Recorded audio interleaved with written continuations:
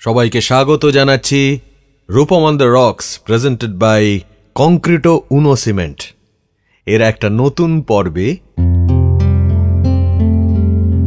কংক্রিটো Uno cement যবে থেকে আমাদের সঙ্গে যুক্ত হয়েছেন তারা দুটো বিশেষ পুরস্কারের ঘোষণা করেছেন। একটা হলো আরওটিআর উনো ফ্যান অফ দ্য উইক, অন্যটা হলো আরওটিআর উনো লেটার অফ দ্য উইক। এবার আরওটিআর উনো লেটার অফ দ্য উইকটা কি জিনিস সেটা সবাই বুঝতে পারছে, খুব সোজা। এটা অবশ্যই মনে রাখা দরকার।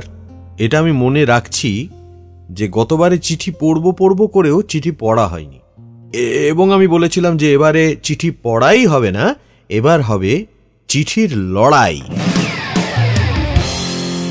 আর হলো অন্য একটা পুরস্কার, আরওটিআর উনো ফ্যান অফ দ্য উইক। এই পুরস্কারের দাবিদার কে হবে এইটা একটু বুঝিয়ে বলা দরকার, কারণ এই সপ্তাহে এই পুরস্কার আমি কাউকে দিতে পারছি না। গতবারে ঘোষণা করেছিলাম কিন্তু এবার দিতে পারছি না, কারণ তোমরা কেউ বুঝতেই পারোনি ব্যাপারটা কি। আমি বলি, একটু বুঝিয়ে বলি। ব্যাপারটা হলো আমি আবার শিক্ষকের মোডে চলে গেছি, প্লিজ এক্সকিউজ মি। কিন্তু না, আমি বুঝিয়েই বলি। সেটা হচ্ছে যে দেখো, চিঠি লিখবে যারা অনেকটা লিখতে পারে তারা পুরস্কার পাবে, যারা ক্লাসে প্রথম হয় দ্বিতীয় হয় তারা প্রচুর লেখে।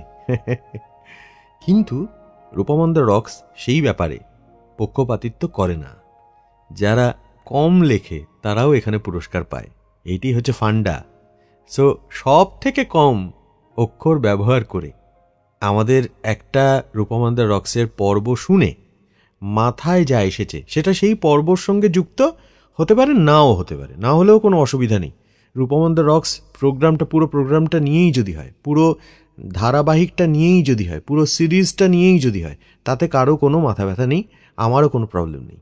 কিন্তু 3-4টে শব্দ ব্যবহার করে সুন্দর স্লোগান, যেরকম জয় রক জয় ফসেলস, আমার তৈরি করা একটা স্লোগান, যেটা এখন সবাই ব্যবহার করে। জয় ফসেলসটা অবশ্যই ওটা ব্র্যাকেটে হয়ে গেছে, জয় রকটা সবাই একটা কি বলবো ইউনিভার্সাল হয়ে গেছে, মানে এটা একটা ইউনিভার্সাল স্লোগান সবার ক্ষেত্রে, মানে রক মিউজিকের যত শিল্পী আছে সবার ক্ষেত্রে এটা প্রযোজ্য হচ্ছে। এবং রক মিউজিকের সঙ্গে একেবারেই কোনো চালচুলো নেই, সম্পৃক্ত নেই, রক মিউজিক নিয়ে খুব একটা আইডিয়াও নেই, তারাও এটা ব্যবহার করছেন। সেসব নিয়ে মজার লেখা আমি আগে লিখেছি, সে পরে আবার মনে পড়লে বলবো, এখন থাক। কাজে এটা একটা হিট স্লোগান।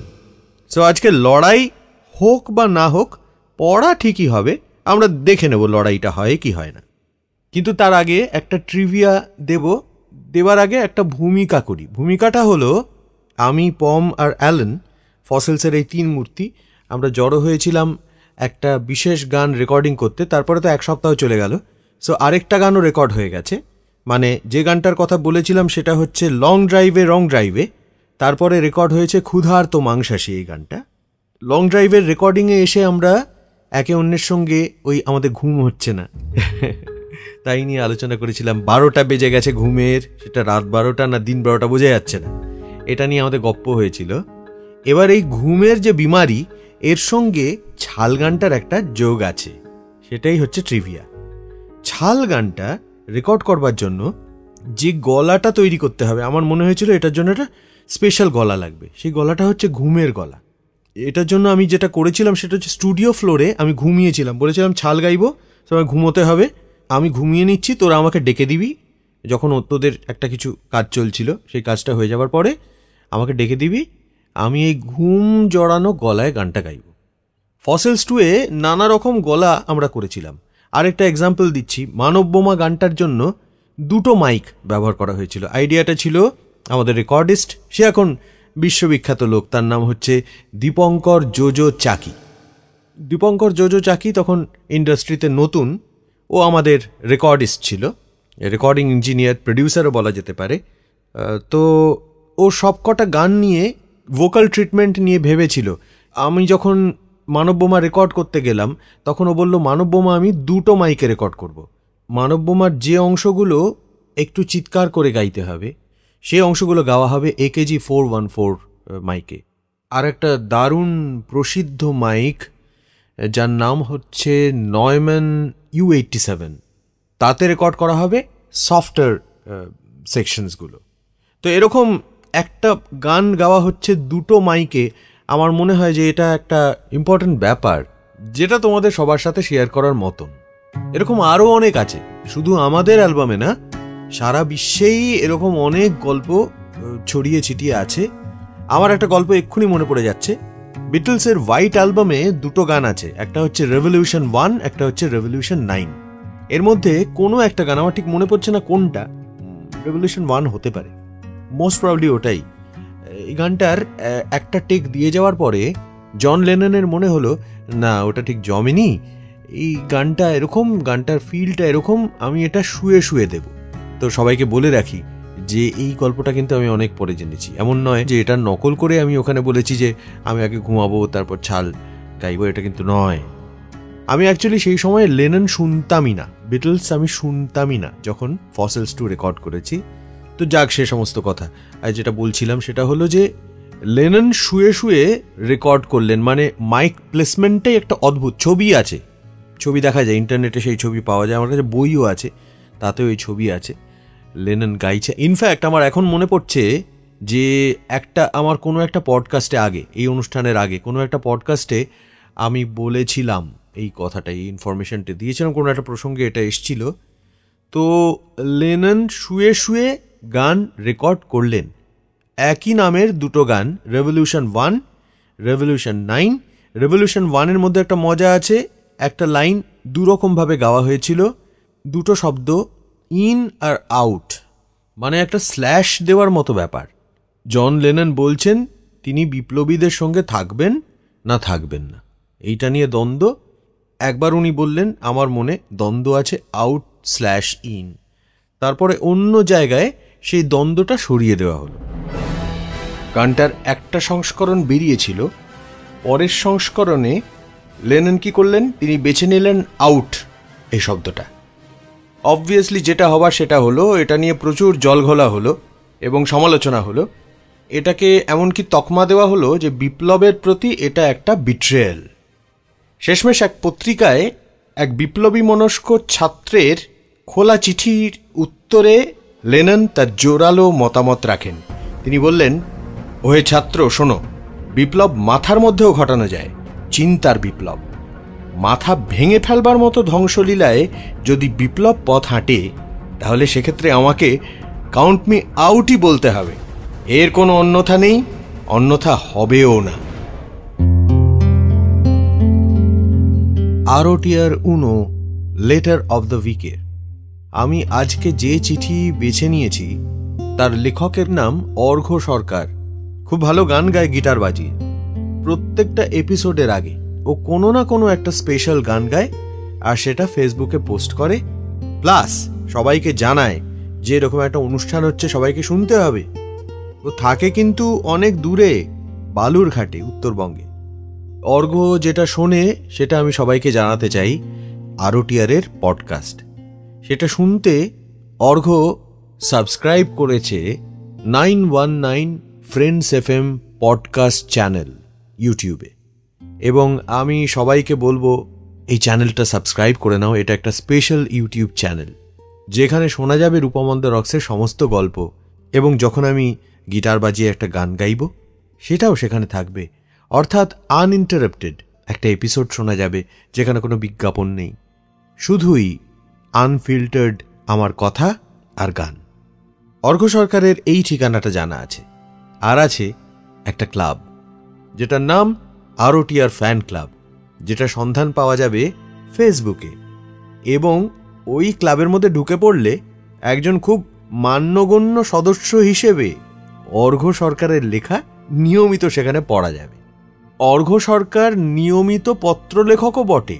ওর এই চিঠিটা পড়ছি, মানে কতগুলো চিঠি যে এখনো জমা আছে সে গুণে বলা খুব মুশকিল, প্রচুর আছে। যাই হোক, আজকে যে ওর একটা চিঠি পড়ে ওকে যে আমরা সম্মানিত করতে পারছি, এটা আমারও ব্যক্তিগত প্রাপ্তি। আর কোনো কথা নয়, এবার চিঠিটা পড়া হোক। চিঠিটার দুটো অংশ, একটা হলো অর্ঘ্যের ব্যক্তিগত অভিজ্ঞতা, আরেকটা হলো প্রশ্ন। আমি ব্যক্তিগত অভিজ্ঞতা অংশটা আগে পড়ছি। রূপমন্দ রক্সের মতো অনুষ্ঠান আমি আগেও শুনেছি, কিন্তু সেটাও তোমারই অনুষ্ঠান, তবে রেডিও না, পডকাস্ট, তোমার পুরনো পডকাস্ট। তখন থেকেই তোমার গল্পগুলো শুনতে ভীষণ ভালো লাগতো। ভেবেছিলাম আরওটিআরও ওই রকমই কিছু একটা হবে, কিন্তু আমি ভুল ছিলাম। অনুষ্ঠানটাকে একদম আলাদা করে তোলে তার এপিসোডগুলো। পরপর এমনভাবে চলছে যেন মনে হচ্ছে কোনো একটা অভিযানে বেরিয়েছি। কখনো ঝড় আমাদের উড়িয়ে নিয়ে গিয়ে পাহাড়ে ফেলে দিচ্ছে, আবার কখনো পাহাড় থেকে নিচে নেমে দেখছি বিশাল সমুদ্র। রাতে খোলা আকাশের নিচে বসে দেখছি মহাকাশ। গল্প করছি জানা অজানা অনেক বিষয় নিয়ে। ঋতু পরিবর্তন হচ্ছে প্রকৃতির নিয়মেই। কখনো বৃষ্টির আনন্দ নিচ্ছি, আবার কখনো বা পুড়ছি গরমে। আর এই অভিযানে শুধু তুমি আর আমি আছি। লক্ষ্য কোথায় জানি না, কোথায় পৌঁছতে হবে তাও জানি না। শুধু চলছে অনুসন্ধান। কিসের? নতুন কিছুর। জানি এই অভিযানেরও শেষ আছে, পথ এসে কোথাও একটা শেষ হবেই। কিন্তু এই অভিযানে যা যা জানছি, বাঁচার যেসব কৌশল শিখছি, সেগুলো আমাকে সাহায্য করবে যখন আমি ফিরব আবার আমার বাস্তব জীবনে। তবে এখনও অনেক পথ বাকি, চলতে থাকুক অভিযান। তো এই চিঠি পড়ার অভিযানে অভিজ্ঞতা অংশটি সমাপ্ত হইয়াছে। এবার পঠিত হইবে বিবিধ প্রশ্নমালা। প্রশ্নপাঠটা পড়বার আগে বলি যে আমি বলেছিলাম না যে চিঠির লড়াই হবে। চিঠির লড়াই একটা হবে, গানের লড়াই যেরকম হয় সেরকমই এই চিঠির লড়াইটা হবে। আজকে যখন হচ্ছে না তাহলে সেটা পরের দিন হবে। আপাতত অর্ঘ্যের প্রশ্নে আসা যাক। মাঝে মাঝে ভাবলে অবাক হই যে এরকম উচ্চমানের একটা অনুষ্ঠান অত আগে হতো। আমি তো সেই সময় খুব ছোট ছিলাম, তাই শোনার কোনো উপায় ছিল না। তবে তুমি তো সবচেয়ে বড় সাক্ষী সেই সময় আর এই সময়কালের অনুষ্ঠানের। তুমিই বলো না কি কি পার্থক্য দেখতে পাও এখনকার আরওটিআর আর সেই সময়ের আরওটিআরের মধ্যে। সেই সময় নাকি আরওটিআরের খুব একটা বড় মাপের ফ্যান বেস ছিল। এখনও কি সেই রকম শ্রোতা দেখতে পাচ্ছ? সেই রকম ক্রেজ দেখতে পাচ্ছ? আমি আগেরটা জানি না, তবে এখন যে আরওটিআর চলছে তার ফ্যানদের সংখ্যা দিন দিন কিন্তু বেড়েই চলেছে। আবার আরওটিআর নিয়ে একটা গ্রুপও খোলা হয়েছে, Rupam on the rocks fan club. একটা কিছু যখন অনেক দিন ধরে বন্ধ থাকে, সেটা আবার নতুন করে ফিরিয়ে আনা কিন্তু অনেক মুশকিল একটা কাজ। সেই প্রথম ধাপটা দুর্দান্ত নম্বর পেয়ে পাশ করেছে আরওটিআর। কিন্তু অনেক কিছুরই তো পরিবর্তন হয়েছে প্রকৃতির নিয়মে। শ্রোতাদের বয়স বেড়েছে, গানের রুচি বদলে গেছে। তাহলে তখন যারা আরওটিআর নিয়মিত শুনতো তার মধ্যে হয়তো প্রায় 90% শ্রোতাই এখন সেটা শুনছে না বা শোনার অবস্থায় নেই। বলা যায় এই সময়ের আরওটিআরের প্রায় সব শ্রোতাই নতুন, আমি নিজেও। নতুন শ্রোতাদের জন্য পুরনো একটা অনুষ্ঠান আবার শুরু হলো নতুন রূপে। কিন্তু তার জন্য রূপমদাকে কতটা পরিবর্তন করতে হলো তার অনুষ্ঠানে, নাকি করতে হয়নি? অর্ঘ্য সরকারের এই চিঠি আমার মনে দুটো জিনিস করছে। একটা হচ্ছে পুরনো অনেক স্মৃতি উস্কে দিচ্ছে, আবার উস্কে দিচ্ছেও না। কি করে একসঙ্গে দুটো হচ্ছে সেটা আজকে আর বলবো না, ফিরবো পরের শুক্রবার।